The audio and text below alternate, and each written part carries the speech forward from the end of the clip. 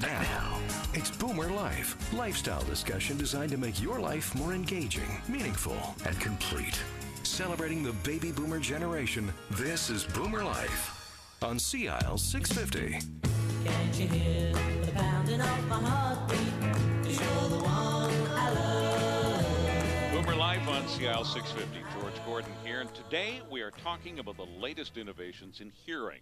We're going to be talking about the inner workings of the ear from an expert perspective and offer real solutions for those suffering from hearing loss. Joining us in studio, registered audiologist Dr. Ted Venema. Dr. Ted, before we get to the topic of hearing loss and what we can do about it, why not give us a little bit of your background on where you came from and how you get into this very worthwhile field? I originally studied audiology at Western Washington in Bellingham. And I'd never heard of the field in my life. I was going to become a speech pathologist, a speech therapist. And in midstream of studying speech, I slid over to the ear side and liked it better. So that's where I am. All right. And then I was an audiologist for a few years in Toronto at the Canadian Hearing Society. And thought, you know what, I think I'd rather teach it than do it. I'm going to go on for my piled higher and deeper degree. So I went on, studied further, and then I taught for about 5 years in Auburn, Alabama, where I've now lost my accent. Oh, well, and it doesn't take long. Taught for a few years at Western in Ontario, in London, Ontario as well. So, and then happily, Mark invited me to come out here to lovely Vancouver, Victoria area, and I only too readily agreed. I understand that totally. And that takes us to who is on the line waiting patiently for us, Mark Hambley, the President and Director of Operations at NexGen. How are you doing today, Mark?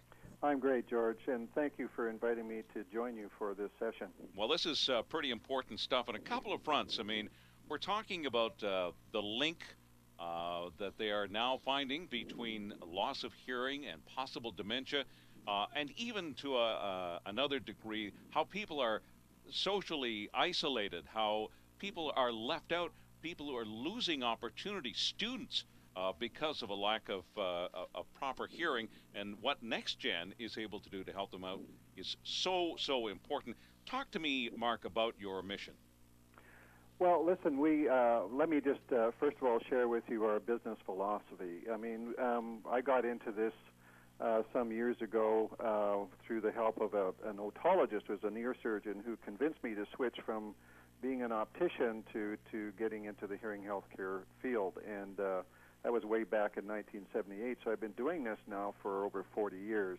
And what I noticed was that there's a real difference between a visual impairment and hearing loss. And what I loved about hearing loss is, you know, with optical, you might take about 45 minutes by the time you see the client, help them choose a pair of glasses, and then from there fit them when the glasses are ready to be fitted. And with hearing loss, we spend about 5 hours. So what you discover is really the impact that hearing loss has on quality of life of people. You really, as you described earlier, George, you really see, you know, the negative impact that quality of life issues have on people.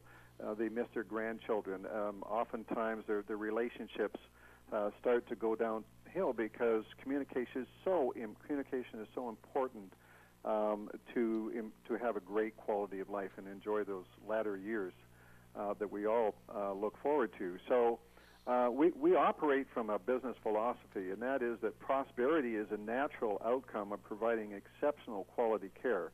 So we like to focus on the delivery of exceptional care, and prosperity naturally follows.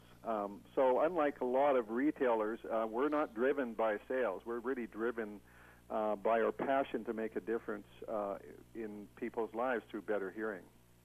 Mark, I know that you're busting to tell me about some major developments going on with NexGen and some of the growth that is happening with the company, but I want you to talk about how easy you make it for that person to bridge that fear of coming to a doctor's office to be tested for something, and give them some security in what they're about to undertake. There's a lot of fears, a lot of apprehensions about it. Talk to us about the experience of going to NexGen. Well, you're absolutely right, George. It is. It's very difficult. Dr. Sergei Kochkin did a lot of research since back in the 80s, and what his research indicates that people, the average person, by the time they're diagnosed with a hearing loss, puts it off for about 7 years.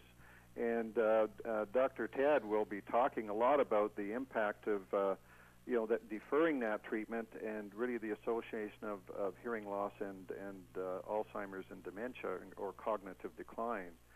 So what we've tried to do here is we really have tried to get rid of the obstacles or the barriers of people coming in. So what we offer, we call it our value proposition, really what separates us or distinguishes us from our competitors, and why so many physicians refer to us, is that we give people a 90-day trial period to try out the hearing aids with no money down for the first 21 days. So they can come in, be tested, then fitted with their hearing aids, take them home in their own lifestyle, and try them, and for the first 21 days and not pay a dime or even give us their visa. We just let them walk around with our inventory for the first 21 days, and at that time, if they're happy, they purchase the hearing aid or hearing aids, and then they have another 69 days for a total of 90 days to continue trying the hearing aid or aids. And if they're not fully satisfied at the end of that 90-day period, we give them a full refund. That sounds, I can say the word, it sounds amazing, because essentially you've got 90 days. You have to craft that piece of hearing equipment to an individual so that it takes care of their particular problem. You let them wear it, and then if they, for some reason, don't think it works, they can still bring it back. That's not a very common offer. No, it's not. It's unheard of in the industry, and I think in any other industry as well. On top of that, we provide 3 to 5 years warranty on the hearing aids, 3 to 5 years supply of batteries free of charge. We do free in-clinic services for the life of the hearing aid.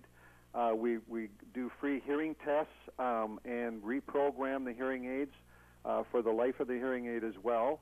And we also are providers for third parties like WorkSafe BC, Veterans Affairs, NIHB, which is the Indigenous Peoples Healthcare Benefit Program, and also the Neil Squire Program, which is a program that's been recently introduced to help seniors who are volunteering, and also those people who are working and can't afford hearing aids. So Neil Squire's program, called the Technology of Work program, will allow us to provide them with hearing aids free of charge. And also I think it's important to know that our clinicians are all owners. You know, it's a very different business model, and you'll see in the industry, each one of our clinicians actually are 50% owners in the clinic. So they have a lot invested in providing that quality of care that we're so passionate in delivering. And so we don't get the typical turnover in staff that you would see in other retail clinics. And part of what we do is that we have a donation program where our clinicians actually donate their time to fit one person a month with a used hearing aid free of charge.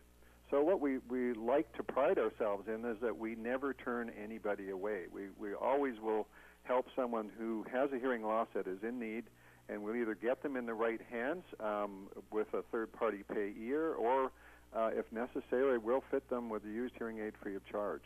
Sounds like a pretty strong commitment to caring here, Mark.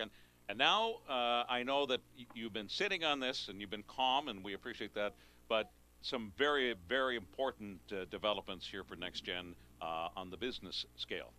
Yeah, we're very excited about this. A little history here is that, you know, when I first got back into the industry, I've been doing this for 40 years, but I retired after about 31 years in the profession, and then just got terribly bored and decided I wanted to come back and to do this again, but a little differently with the business model I just described. So I started by purchasing a company with another individual called Mainland Hearing. We started there. It was an existing company, and then we started another company on the island and in the interior called NexGen Hearing. And our goal eventually was, because mainland hearing doesn't lend itself well to somebody on Vancouver Island or in other parts of Canada, we wanted to build a national brand. So we went with NexGen Hearing. So we're now amalgamating these two brands, the same great people, same great service, same owners, but we're moving the NexGen brand to a mainland brand to the NexGen brand. So we're really excited about this. This is going to allow clients, the mainland clients, to access all the NexGen branches in the interior and on Vancouver Island. And as we grow across Canada, for warranty service, and if they're free batteries, they can pick them up at any clinic. Repair services, all of those services will be enhanced because of this amalgamation. So we're very excited about that, and very excited. Our staff is very busy these days. We've got a lot of signage to change, and there's a lot to do to get ready for this. But we think it's going to be a real benefit to the clientele we serve. And you got better before you got bigger. Congratulations. Yeah, well, thanks so much, George. More information at nextgenhearing.com. Mark Hambley, President and Director of Operations at NexGen Hearing. Thanks for taking your time to call us today. Look forward to having you in studio again very soon. Now, joining us in studio, registered audiologist Dr. Ted Venema. Dr. Ted, before we get to the topic of hearing loss, let's talk about, I'm sorry, can we start that again? I boo-booed. And don't let Stu know that I had to start over. Okay. All right. Okay? That's funny.